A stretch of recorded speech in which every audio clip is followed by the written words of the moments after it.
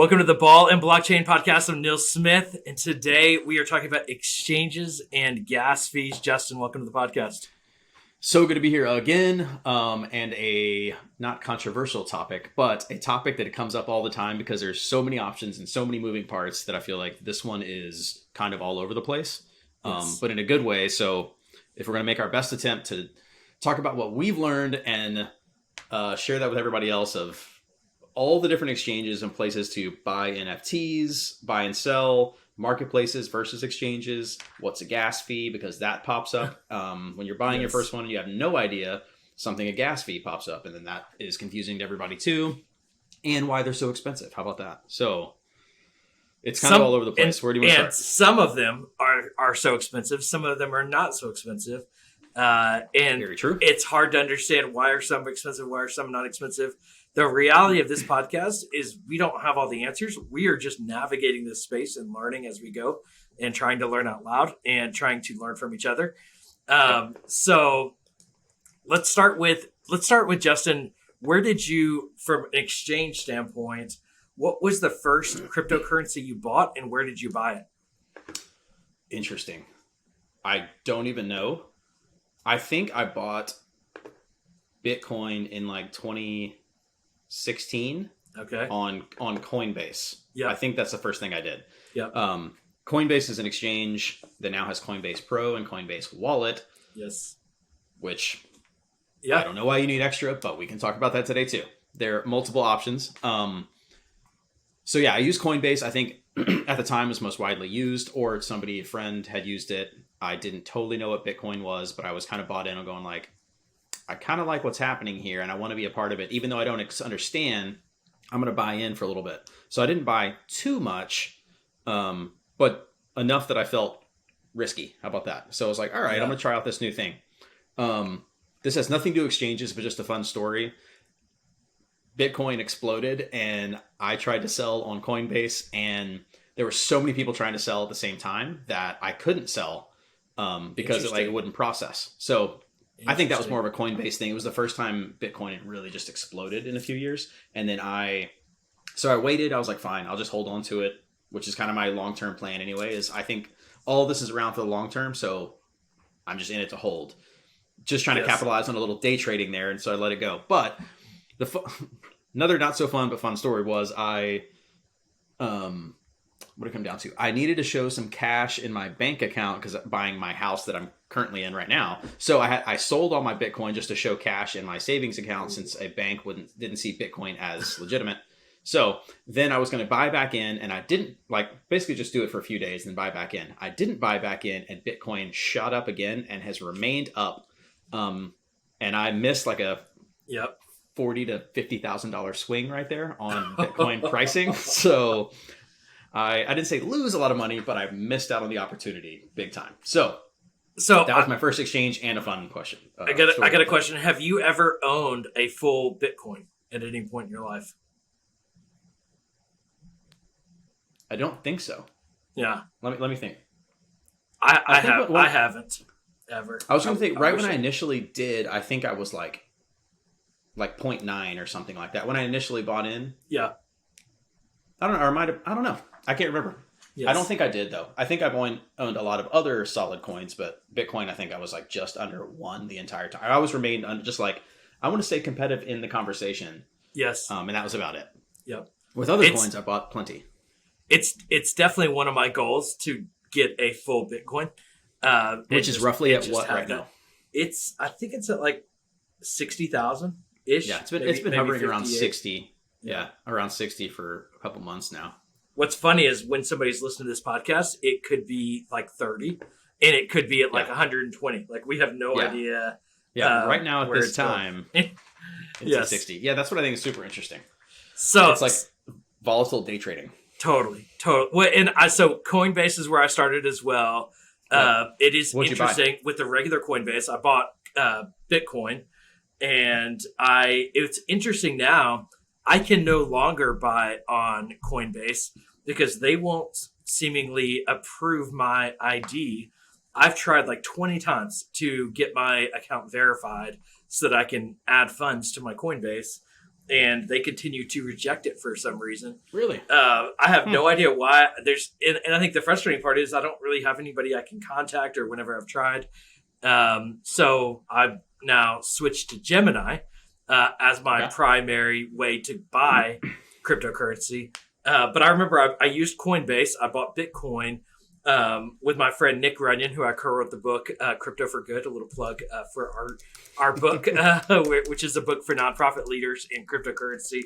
And I remember I was in his backyard, and I sent him $1 in Bitcoin. He sent me $1 in Bitcoin. So we practiced exchanging Bitcoins through our Coinbase account and how does that work. And yes, I remember those early days of Coinbase. Coinbase, though, I think is such a great place to start as an exchange because it's a really easy to use interface. It's kind of all in one where it's an exchange and a wallet, which we need to talk about. And they also have like tutorial videos that like teach you about a lot of the cryptocurrencies, and you get paid in cryptocurrency for watching cryptocurrency videos to learn about cryptocurrency. My kids have actually gotten quite a bit of cryptocurrency by just watching the little videos that it'll give you for like every video you watch $1 worth of crypto. That's pretty cool. If you watch a video about Algorand, it'll give you $1 worth of Algorand. It really is an interesting I don't even know what that is. Platform. It's a cryptocurrency. And so whenever they add new ones, they typically will have these kind of tutorial videos where you can make money on there. My kids, both of my kids each have a Coinbase account where they buy and trade cryptocurrency. My rule for them is they can't go lower than $100. But if they make anything over, if they want to convert it at any point, I want to reward them for reinvesting their money and finding different coins. So my kids have both made a couple $100 in crypto using Coinbase. And so Coinbase is all they use as their exchange. Did they make it just as the value goes up? As the value goes up. And they would go and watch the videos. Some of it would be making it through watching videos.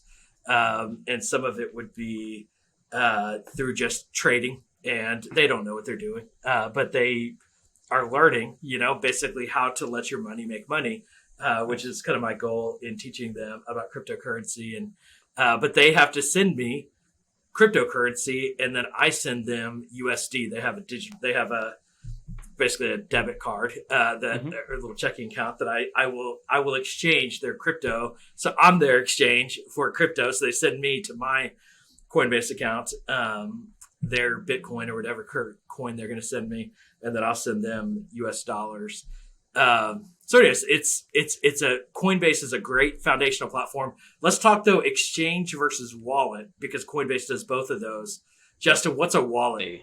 They also do NFTs now. Yeah. So they're kind of all over the place. It's good they have a lot of that educational stuff.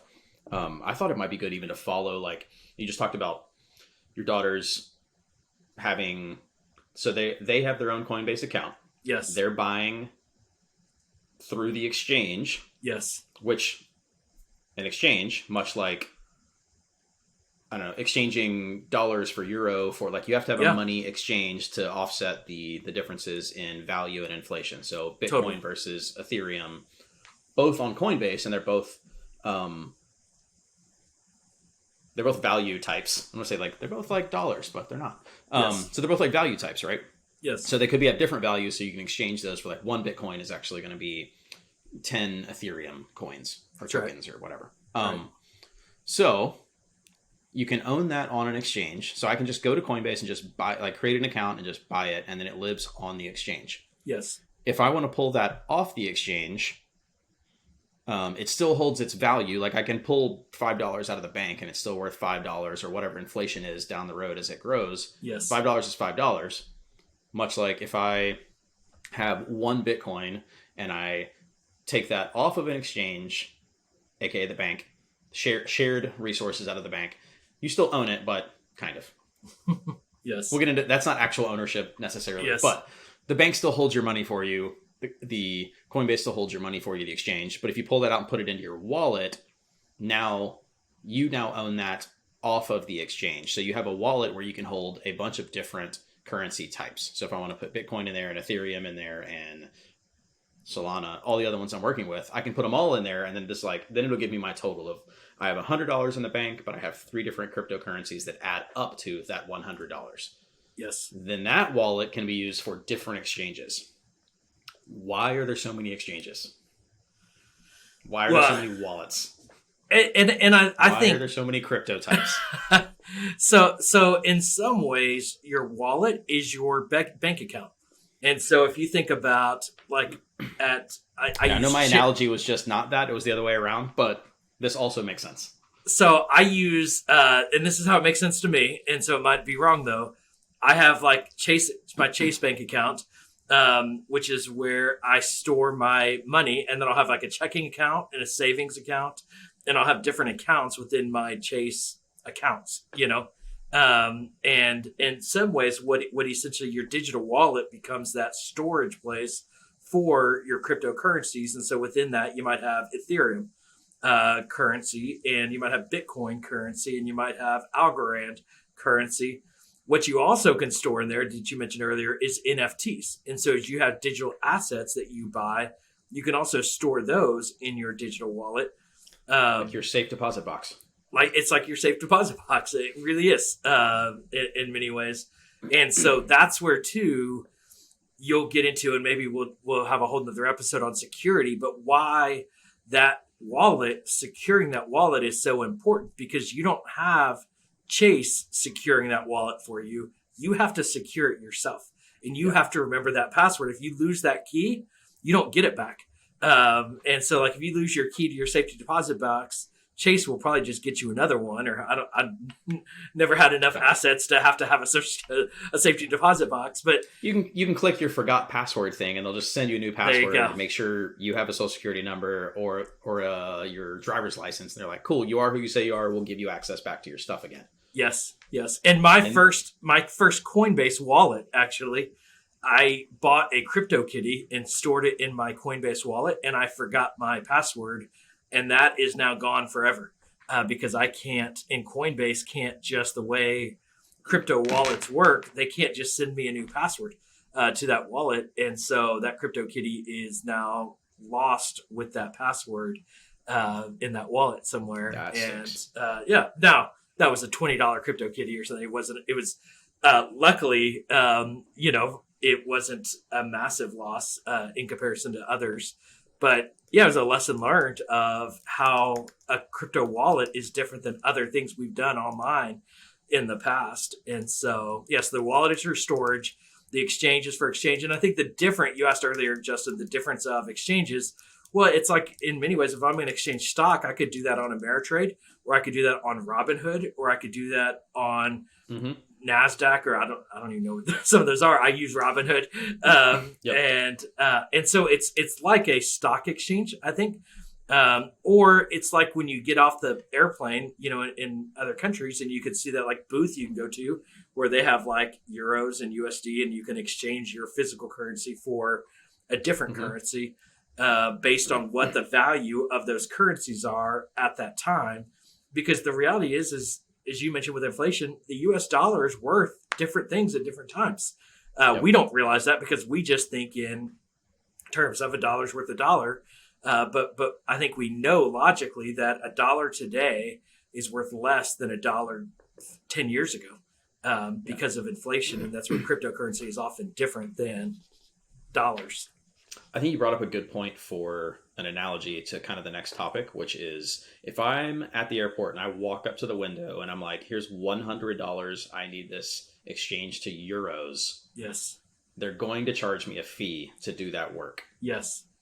That work is a gas fee in crypto world, where you have to pay for the transaction fee to be processed somewhere. So how is that done, and the energy that it takes to make that transaction happen? I was doing that last night where I was trying to buy a node, which we'll talk about into a different podcast on what nodes are and DAOs. But I was trying to buy a node last night where I needed to transfer one crypto type into another type so I could make a purchase because they only accepted euros. So if they only accept euros, I have to have euros to go buy that thing. So I was transferring dollars to euros, and there was a gas fee popped up when I'm going, let's transfer this to this. And it's like, hey, your gas fee right now is it's a variable price. Yes. but right now it costs $1. Like, sounds good. But then when the fee goes through, it might be $1.25 or it might be 80 cents. It goes up and down based on something. Based on, yeah. Do you want to say what that something is? Or you want me to? Well, and so I'll explain it as I understand it, because you actually sometimes have multiple fees. You can have an exchange fee, where like Coinbase or KuCoin is another exchange that we use. So you're paying the platform is the exchange fee? So you can pay the platform for the exchange fee, but then the exchange doesn't manage the blockchain. The blockchain is managed by nodes and miners.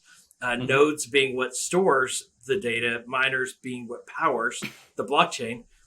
So all the kind of computer systems, if you've ever seen like a crypto mining farm where people have all these computers set up in a barn somewhere, that's what's powering the blockchain. So every time there's an exchange happen, there's one of those computers is essentially what processes or does the mining of that exchange, and that then causes a transaction fee or gas fees.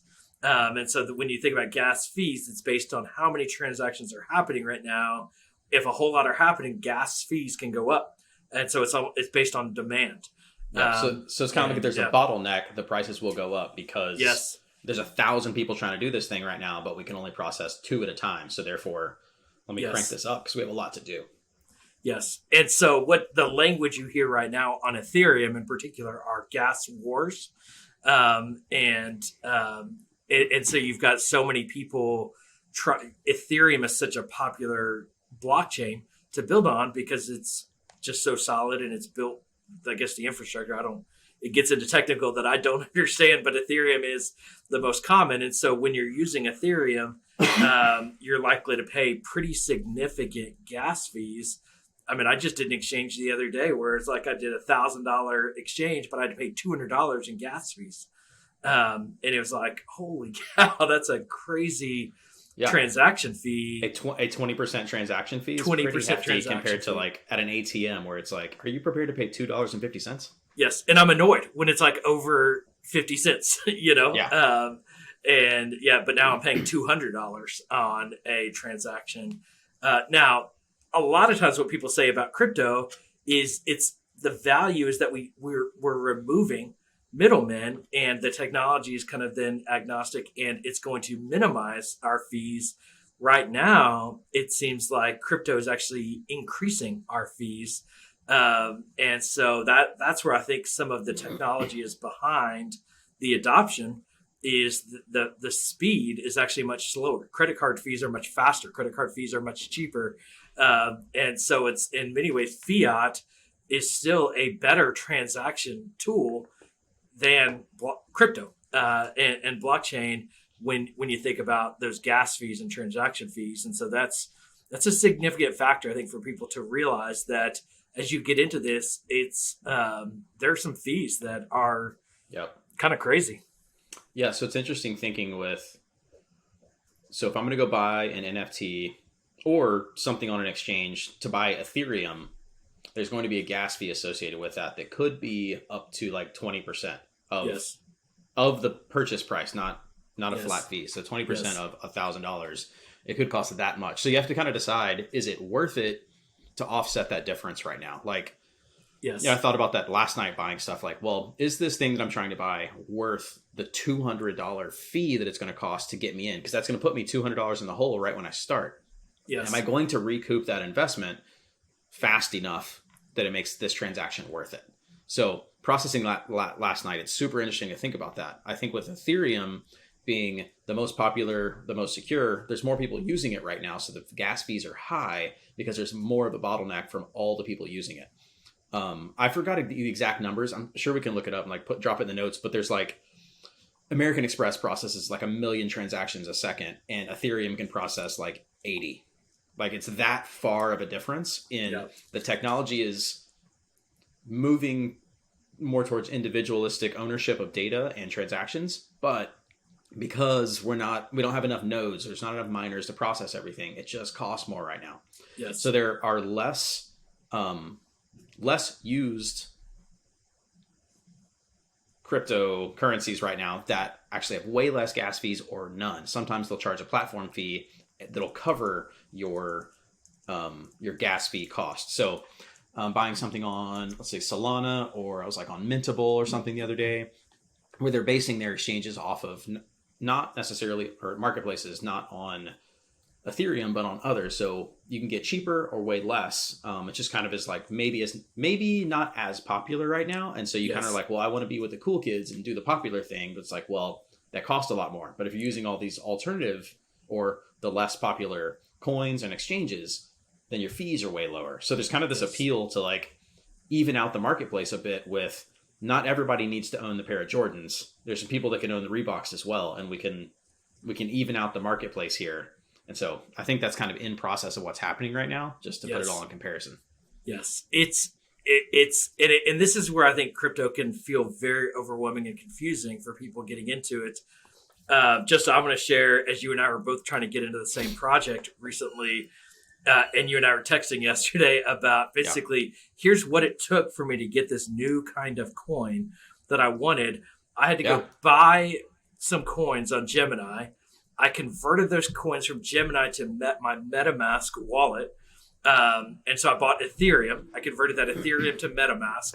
I then had to move those coins from MetaMask, those Ethereum coins, to KuCoin, which is an exchange, because I needed to get them into Binance BNB coin. And so then I did an exchange on KuCoin from Ethereum to BNB. And then I had to make my MetaMask wallet Binance functional. So you have to basically structure your MetaMask for Binance blockchain, which is a whole different blockchain than Ethereum, which I had to learn in the process. And so then I was able to move it from KuCoin back to MetaMask in my Binance wallet in MetaMask. And then I used Pancake Swap to convert it from BNB to the currency that I was trying to get. I can't remember even the name of it now. Ring. And then I basically staked my ring in this other app to get a node, which we'll talk about at another time. But I had like 8 different exchanges in the process of what I really wanted to do is basically buy Ethereum, convert that to Ring, but it's not always that simple in the exchange in crypto today. Now that's changing all the time, but that is where people get overwhelmed, and I think that's what we're learning along the way of how do we do this. Yeah, for comparison, you and me ended up with the same. We're trying to do the same thing and ended up with the same result. But I did I did 2 different things in a totally different format. Yeah. So I actually sent you a link so you can check this out later. Simple Swap, which I think is really cool. It looks like a non-fee based transfer of different types of currency. Yeah. So I did 2 different things. One, I needed to transfer stuff from Coinbase because I had some money in there, but not enough. So I had Ethereum in there.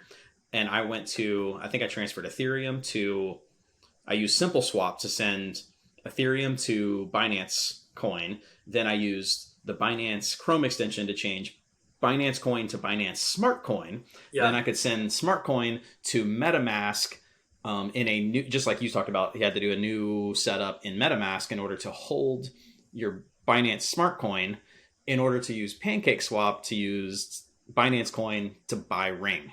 Then you owned Ring tokens so you could make your purchase using Ring. So I did it through Coinbase. And then the other one was, well, I didn't have enough money. So let me just I'll just buy into Ethereum more. Yep. I couldn't buy Binance Coin directly or Ring directly. You have to own something else to do it. So I ended up buying Ethereum on Atomic Wallet because that would be a direct transfer. So I used Atomic Wallet to Binance, which is kind of the same thing I did earlier. Atomic Wallet to Binance to MetaMask, then to Ring again. So I did 2 different things, different than you did, and ended up with the same result. So there's a lot of different ways to transfer money around, and fees are different on every other platform. Yeah. So in a similar way, on some of them it was Simple Swap was like a 0 fee swap, but then on other platforms it was like a 20% gas fee to transfer this to this. So it's like, if I'm trying to buy $1,000 worth of something, it costs me $200. is it worth the $200 to get that? Maybe. Yeah. So that's part of the gamble, I think, of some of the stuff we're learning and working on is how do we get in early on some stuff, learn some things, and share what we're learning so other people can do it later. Interesting. Yeah. It is. So that, I think, if we weren't confusing enough, adds the ultimate level of confusion for people getting into this. I think practically, though, I hope for those listening, you got an understanding of exchanges, what their functionality are, wallets, what their functionality are, gas fees, why they exist. And I think you have to just begin to understand conceptually one function at a time. And then I think you begin to see the bigger picture as it comes together. And I think you begin to see where the gaps are, that this technology isn't yet fully matured but it's going to get there. Where like the internet, it used to take me 5 minutes to download a picture, where now like a picture comes up. We're live streaming video to each other, video conferencing through the internet, in different states. In different states. And so the internet progresses. It gets faster. It gets easier. It gets more accessible. That's where we're in such early days of this technology. Transactions, exchanges are going to get easier. They're going to get cheaper. They're going to become more efficient. But that's where we are today. And that's what is, necessary. It's my opinion that as you understand foundationally how the technology works, you can better understand what you can do with the technology. And I think that's where this is really important, to not wait until it's fully matured, but begin to navigate the possibilities on here today, which prepares you better for the opportunities that are to come tomorrow. So I'm excited about it. It was fun, even though I threw away a lot of money in gas fees and exchanges yesterday. I learned a lot, and I believe in that investment too. I'm going to see a return on that investment in the very near future, and so I'm excited about it. Justin, any final thoughts as we wrap up this episode? No, I think you said it really well right there. We're getting in early now to learn as much as you can, and that's kind of like you paid gas fees essentially, which is the learning curve you had to pay to get into the market earlier. So as long as you're continuing to be okay with the cost you're putting in to learn, to be ahead for next time. And I think you told me that months ago that it's beneficial now to be ready for anything else that you want to invest in later. So other than we are not financial experts and we're not trying to give advice, we are just talking through our experiences and sharing those with others. So outside of that, no, I think it's super fun, and I'm looking forward to hearing more of these stories as we learn. Awesome.